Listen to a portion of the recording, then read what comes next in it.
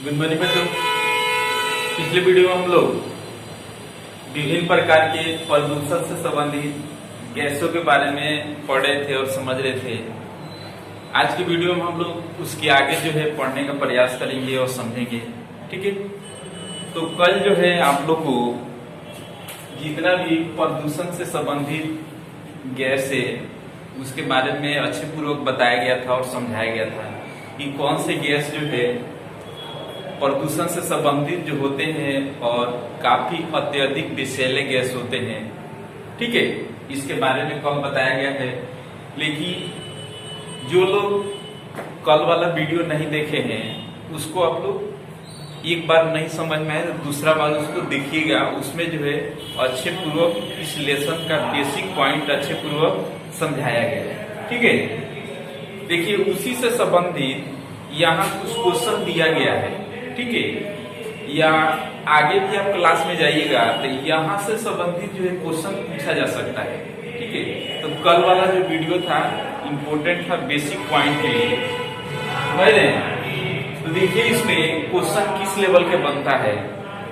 आपके बुक में दिया गया है ऐसे कि बंद कमरे में मोमबत्तियां डिग्री जलाकर सोना खतरे से खाली नहीं। आप अपने आस पड़ोस इसके बारे में बताए या समझाए। ठीक है, जैसे ठंडी के समय या गर्मी के समय में रात को लोग क्या करते हैं, पहले जो है लाइट का उतना व्यवस्था नहीं था तो लोग क्या करते थे, कमरे में अपने मोमबत्ती या डिबरी वगैरह जला करके क्या करते थे, अपना जीवन यापन करते थे। लेकिन ये जला करके सोना रात को क्या है, तो खतरा है। ठीक है, क्यों खतरा है इसके बारे में कल भी आपको बता चुके हैं कि कौन से गैस जो है किस गैस से दम घुटने लगता है, कौन से गैस विषैले होते हैं। ठीक है, तो चलिए उसके बारे में कुछ बता दें आपको। ठीक है, तो आपको बताए थे कि जो भी गैस होते हैं यानी नाइट्रोजन ऑक्साइड हो गए, सल्फर डाइऑक्साइड हो गए, कार्बन मोनोऑक्साइड हो गए। तो कार्बन मोनोऑक्साइड के बारे में बताए थे क्या चीज कि कार्बन मोनोऑक्साइड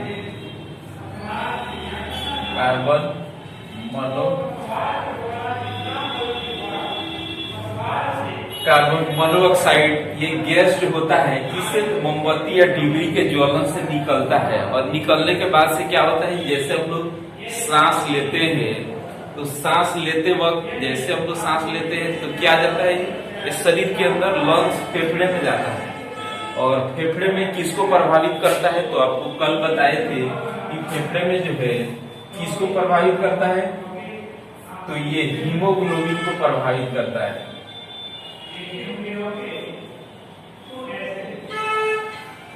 हीमोग्लोबिन किस में पाया जाता है जी, तो ये जो है रक्त में पाया जाता है यानी ब्लड में पाया जाता है हीमोग्लोबिन। हीमोग्लोबिन के क्या करता है, ये प्रभावित कर देता है और प्रभावित करता है जिसके कारण सांस लेने में कठिनाई महसूस होने लगती है और व्यक्ति को क्या हो जाएगा कि उसमें डेथ होने की संभावना होता है। इसलिए क्या किया जाता है, मोमबत्ती या डिबरी जला करके किसी भी व्यक्ति को एक घर के अंदर सोने की सलाह नहीं दी जाती है। ठीक है, ये चीज समझ में आ रहा है आप लोगों को, ये जो है आपको कॉन्सेप्ट बेसिक जानकारी है, समझ रहे, ये चीज हम लोग जान चुके और समझ चुके। उसके बाद देखिए, उसके बाद इधर जो है कुछ फिगर आपको बनाए हैं। ठीक है, अब इसके बारे में हम लोग समझेंगे। ठीक है, ये जो लेसन है इसमें बहुत ही अच्छा चीज जो है दिया गया है, जैसे वायु प्रदूषण, जनसंख्या के बारे में, मतलब जो है जो भी चीज दिया गया है बहुत अच्छे चीज दिया गया है, आपको अच्छे पूर्वक समझना है। ठीक है, देखिए इधर क्या लिखे हैं, इधर लिखे हैं जनसंख्या और इधर क्या लिखे हैं, पेड़ पौधे। ऊपर देखिए क्या लिखे हैं, 100 वर्ष पहले और इधर भी लिखे हैं 100 वर्ष पहले, मतलब आज से 100 वर्ष पहले। आज से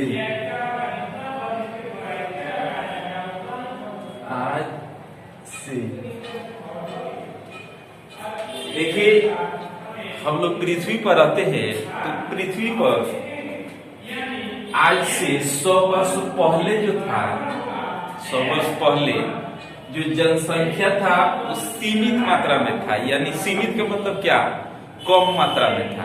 ये चीज समझ पा रहे, जनसंख्या 100 वर्ष पहले सीमित मात्रा में यानी कम मात्रा में था, लेकिन पेड़ पौधे जो थे आज से 100 वर्ष पहले पेड़ पौधे जो थे वो काफी अधिक मात्रा में थे। ठीक है, जब काफी अधिक मात्रा में थे तो यहाँ पे क्या होगा जी, पेड़ पौधे से आपको पता है कि कौन सा गैस निकलता है, तो पेड़ पौधे से जो निकलता है गैस ये ऑक्सीजन। पेड़ पौधे से कौन सा गैस निकलता है, ऑक्सीजन। अब जो है इसके बारे में अच्छे पूर्वक समझना है। और जनसंख्या जैसे कोई भी इंसान या कोई भी जीव जंतु ये कौन सा गैस लेते हैं, तो ये ऑक्सीजन लेते हैं, और कौन से गैस छोड़ते हैं, तो ये carbon dioxide. Carbon dioxide, carbon dioxide gas छोड़ते हैं, और कौन सा गैस लेते हैं, तो ऑक्सीजन लेते हैं। और पेड़ पौधे क्या करते हैं, पेड़ पौधे जो है ये ऑक्सीजन को क्या करते हैं, छोड़ते हैं, और कार्बन डाइऑक्साइड को लेते हैं। समझ रहे हैं, इस प्रक्रिया को थोड़ा अच्छे पूर्वक समझिए। देखिए, लेकिन 100 वर्ष पहले की आंकड़ा तो कार्बन डाइऑक्साइड की मात्रा जो है, कार्बन डाइऑक्साइड की मात्रा कम होगा और ऑक्सीजन की मात्रा क्या हो जाएगा, 100 वर्ष पहले ऑक्सीजन की मात्रा अधिक होगा। ठीक है, 100 वर्ष पहले जो है कार्बन डाइऑक्साइड की, जब जनसंख्या कम रहेगा तो कार्बन डाइऑक्साइड कम उत्सर्जित होगा, जब कम उत्सर्जित होगा तो कार्बन डाइऑक्साइड की मात्रा कम होगा, और पेड़ पौधे अधिक रहेंगे तो ऑक्सीजन की मात्रा अधिक रहेगा। समझ पा रहे हैं, तो पृथ्वी पर जो भी संतुलन होगा वो काफी जो है अच्छा होगा, या हरा भरा होगा, या मौसम में आजकल जो भी परिवर्तन हो रहे हैं वो 100 वर्ष पहले देखिएगा कि ऐसे परिवर्तन नहीं हो रहे थे। अपने घर में जो भी एजेड व्यक्ति है उनसे पूछिएगा, पहले मौसम में बहुत सारे परिवर्तन अलग तरीके से होते थे, लेकिन आज जो है देखिएगा कि गर्मी के समय में मतलब अलग तरीका के कुछ प्रभाव, जैसे गर्मी अधिक पड़ना, ठंडी के समय में ठंडी अधिक पड़ना, या बिना जिस समय बारिश नहीं होता है उस समय बारिश होना, ये सब प्रक्रिया इसी सब पे डिपेंड करता है। ये चीज आप लोग समझिए। तो ये जो है जनसंख्या 100 वर्ष बताया क्या चीज, ये सीमित मात्रा, और ये जो है लाइनिंग खींचे क्या चीज, पेड़ पौधे, और सीमित मात्रा में यानी काफी मात्रा।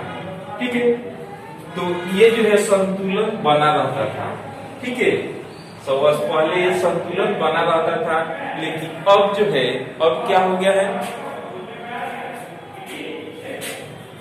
लेकिन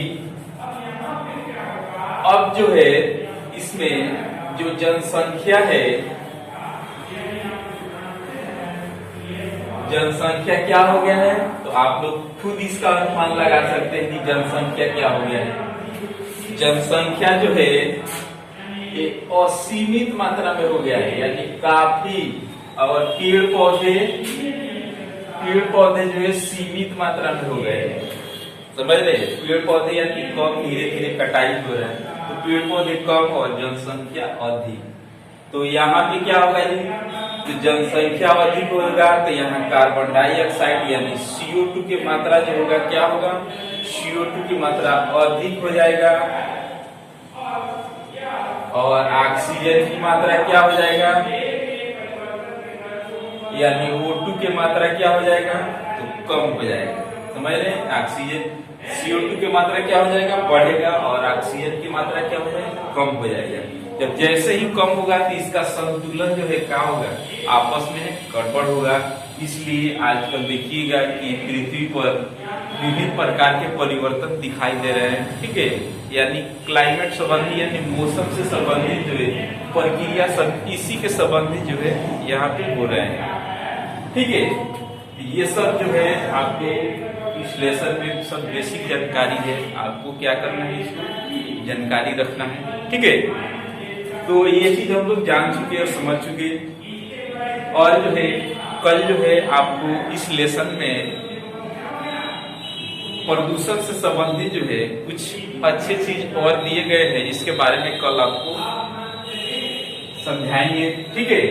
उससे पहले जो है आपको बता दें कि इसमें जो भी चीज दिया गया है, जिनके पास बुक है वो लोग बुक थोड़ा रीडिंग कीजिएगा, तब जो है ये जो भी चीज समझाया जा रहा है तब अच्छे पूर्वक समझ में आएगा, ठीक है।